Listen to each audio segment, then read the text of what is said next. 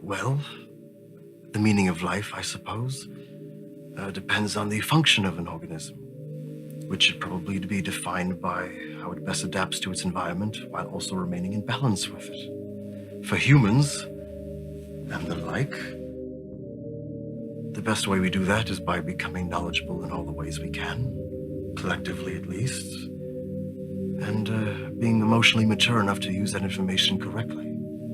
That is when we're at our best. So that is our function, or niche. Any other questions? Are aliens real? And Bigfoot? And dogmen?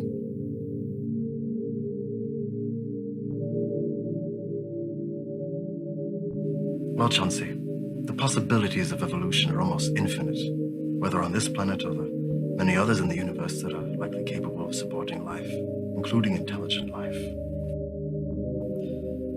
And there are many people who claim to have witnessed these things you've mentioned. There are also many people who immediately deny the possibility of these things because they aren't officially recognized yet. The problem with that is the universe is over 14 billion years old. And these know-it-alls have been around for about 40. You see, by thinking they already know everything, it means they don't have to do anything to prove it.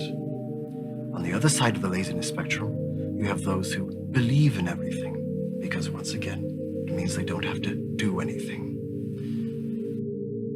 So, Chauncey, if you really are concerned with expanding your knowledge of a matter, rather than being a know-it-all or a sensationalist, and there are lesser known yet established methods of doing this. Just remember that in the search for one thing, you may come across other things you did not expect. So all I'll tell you is, beware the woods at night. Any other questions? What happens when we die? Do we turn into ghosts, Daddy? Chauncey, I'm not sure what happens. What I do know is that nothing truly disappears, but only changes in form, and that no form is itself permanent. When we die, our bodies are recycled into the earth. So, maybe, if wisdom and memories are made of something much finer than meat, perhaps they are recycled in a different way.